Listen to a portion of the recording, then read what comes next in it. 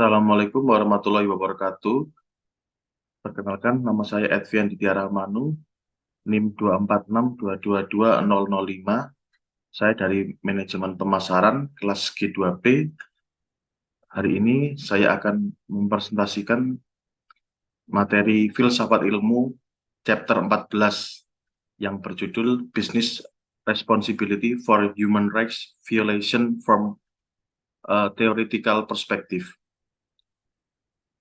Presentasi ini ditunjukkan untuk ujian akhir semester mata kuliah Filsafat Ilmu.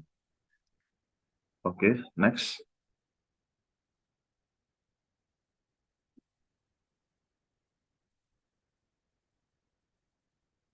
Oke, masuk yang pertama adalah introduction.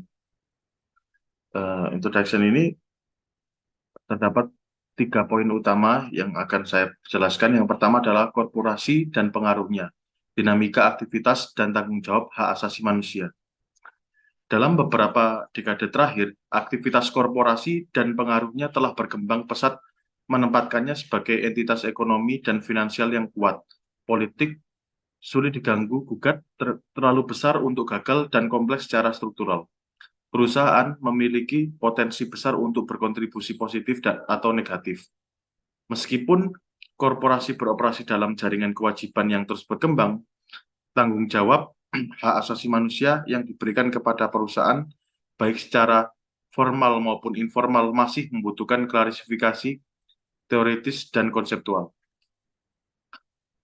Selanjutnya adalah pertemuan normatif landasan teori BHR sebagai pencerahan konseptual.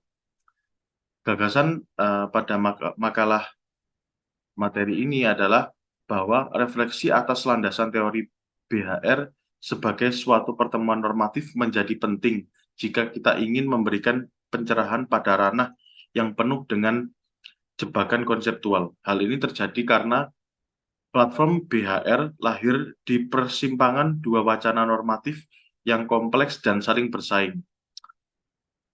Yang ketiga adalah formula tanggung jawab menuju perdebatan hukum dalam pelanggaran hak asasi manusia. Dalam mencari formula ideal untuk pembagian tanggung jawab atas pelanggaran hak asasi manusia, kita harus menjawab pertanyaan-pertanyaan mendasar namun esensial terkait dengan ketiga konsep tersebut. Formula seperti itu pada akhirnya harus menjadi bahan perdebatan hukum. Individu yang terpisah dipandang sebagai agen yang otonom dan rasional, diasosiasikan dengan asumsi normatif tentang keagenan, intensionalitas, dan tindakan baik dalam wacana normatif moral maupun wacana normatif hukum. Baik, selanjutnya adalah perspektif individual metodologis menuju pemahaman konstitutif. Oke, di sini saya akan juga membagi dalam 3 pembahasan, yaitu yang pertama adalah individualisme metodologis dalam konteks tanggung jawab perusahaan. Meskipun individualisme metodologis telah menjadi subjek perdebatan dalam ilmu-ilmu sosial, khususnya terkait dengan tanggung jawab perusahaan dalam kerangka Business and Human Rights, atau yang sebelumnya saya sebut adalah BHR. Teori ini menekankan bahwa pemahaman fenomena sosial sebaiknya dilakukan melalui lensa tindakan individu. Pandangan ini menyatakan bahwa gagasan tentang agensi dan tanggung jawab erat kaitannya dengan unsur-unsur yang melekat pada individu, sementara entitas kolektif dianggap sebagai abstraksi. Yang kedua adalah elemen dasar individualisme metodologis.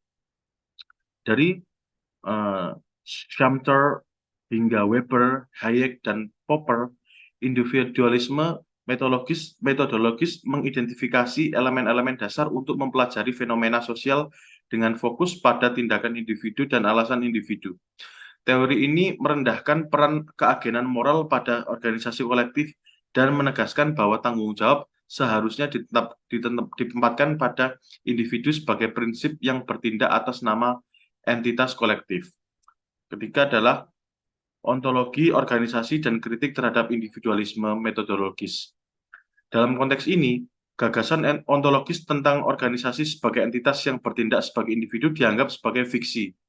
Organisasi kolektif dianggap sebagai konstruksi sosial hukum yang menyesuaikan diri dengan realitas sosiologis dengan menekankan bahwa informasi kebutuhan, risiko, dan tanggung jawab semuanya bersifat konstruksi sosial. Baik, untuk yang 14.3 adalah perspektif pengekangan struktural tertanam dalam fiksi. Pembahasan pertama adalah pandangan pengekangan struktural. Perspektif pengekangan struktural menurut Rentorf 2017 adalah bahwa organisasi formal seperti perusahaan tidak dapat hanya dipahami melalui perbandingan dengan individu. Teori ini menekankan bahwa organisasi dikendalikan oleh struktur mereka dengan batasan kognitif internal dan peraturan yang mengatur perilaku. Gagasan utamanya adalah bahwa organisasi formal tidak memiliki kebebasan moral karena terikat oleh kendala struktural mereka. Yang kedua adalah konsep pengekangan struktural antara keterbatasan dan kritik terhadap akuntabilitas. Perspektif ini menciptakan konsep pengekangan struktural yang mengatakan bahwa organisasi terbatas oleh struktur normatif mereka, mengarah pada peran langsung dan egois tanpa mempertimbangkan peran sosial yang lebih luas. Meskipun memberikan kontribusi unik dengan mengalihkan fokus analisis organisasi dari intensionalitas individu ke ontologi sistem organisasi. Yang ketiga adalah kritik terhadap teori. Pengekangan struktural membatasi identitas dan agensi organisasi. Meskipun teori pengekangan struktural mengakui kompleksitas organisasi, kritik dilontarkan terhadap pandangannya yang membatasi identitas dan agensi organisasi pada fitur struktural. Baik, yang selanjutnya adalah pendekatan pragmatisme struktural. Suatu badan yang lebih bertanggung jawabkah? Pembahasan yang pertama adalah pendekatan pragmatis struktural, mengatasi kritik terhadap teori tanggung jawab organisasi. Berbagai teori mengenai tanggung jawab organisasi dikritik oleh penulis, terutama yang mengurangi organisasi menjadi komponen-komponen individu atau mengadopsi pandangan yang membatasi agensi sosial. Dalam materi ini menganjurkan pandangan yang lebih bernuansa dengan memperkenalkan pendekatan pragmatis struktural yang menggabungkan strukturalisme dengan pragmatisme. Pendekatan ini mengakui kompleksitas agensi korporat dan menekankan pentingnya pengambil tindakan regulatif normatif berdasarkan fakta dan konsekuensi daripada abstrak. Yang kedua adalah organisasi sebagai konstruksi sosial. Perspektif pragmatis struktural memandang organisasi formal lebih dari sekedar faktor penyebab, menggambarkannya sebagai konstruksi sosial dengan fitur-fitur yang khas. Meskipun mengakui bahwa organisasi tidak memiliki kapasitas emosional, teori-teori ini berpendapat bahwa kapasitas kognitif mereka membuat mereka rentan terhadap tekanan moral yang berasal dari luar. Yang ketiga adalah tanggung jawab praktis dan kendala organisasi. Konsep tanggung jawab praktis seperti yang diusulkan oleh perspektif pragmatis struktural melampaui kerangka moral dan hukum tradisional. Ini menyarankan bahwa organisasi sebagai agen kolektif dapat ditempatkan di bawah pengawasan normatif, bukan hanya sebagai faktor penyebab, tetapi sebagai entitas yang mampu mengambil tanggung jawab.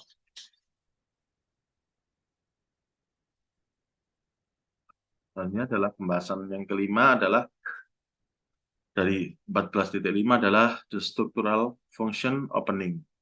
Pembukaan fungsionisme struktural atau perencanaan ke depankah? Pembahasan dari structural functionalist opening ini, yang pertama adalah tindakan otonomi dan rasionalitas dalam ontologi organisasi.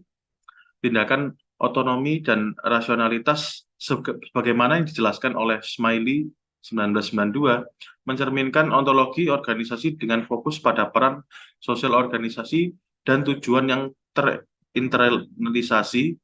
Model ini tidak hanya diterapkan pada individu dalam organisasi, tapi juga pada organisasi sebagai keseluruhan entitas.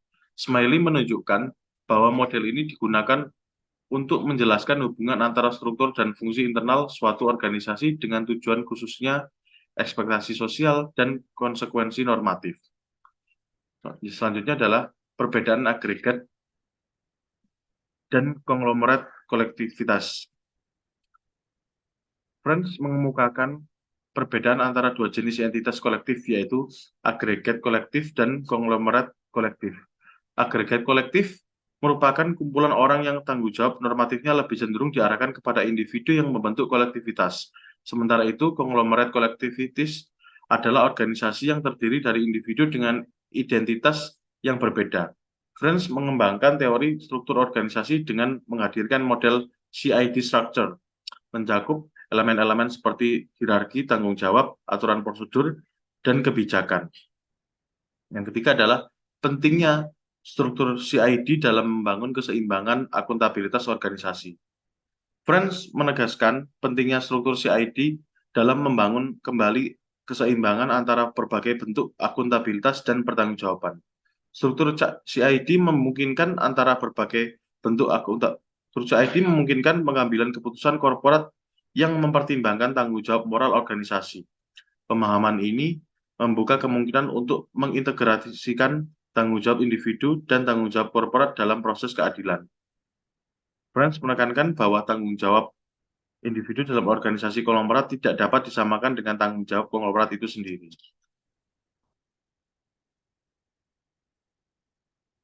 Baik, kita masuk ke yang terakhir adalah kesimpulan dan menuju pembagian kerja yang moral.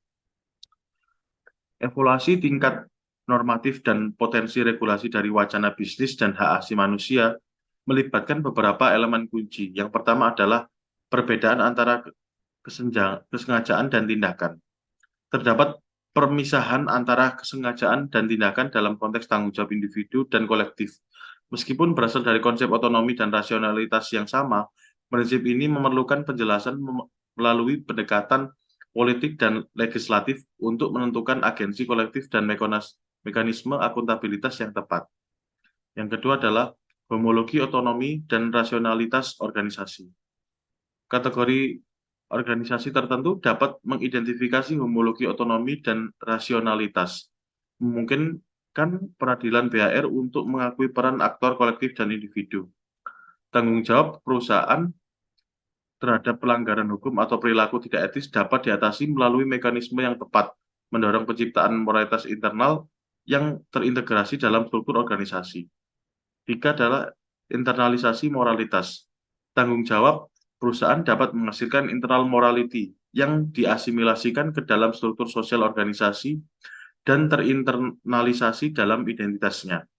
Yang keempat adalah genus proximus dan identitas organisasi. Konsep genus proximus terkait dengan asimilasi nilai-nilai sosial dalam identitas organisasi memiliki fungsi dan struktur organisasi yang menjadi dasar untuk asimilasi nilai sosial dan mempertimbangkan elemen struktural hubungan dengan sistem lain serta peran organisasi dalam lingkungan sosial. Yang kelima adalah mekanisme bersama untuk penetapan tanggung jawab. Dalam konteks tanggung jawab individu dan kolektif, perbedaan antara agen individu dan kolektif dapat tercermin dalam kemungkinan penggunaan berbagai mekanisme secara bersamaan untuk menetapkan dan mengalokasikan tanggung jawab sesuai dengan kekhususan masing-masing agen. Baik, sekian presentasi dari saya. Bila ada salah kata, mohon maaf. Assalamualaikum warahmatullahi wabarakatuh.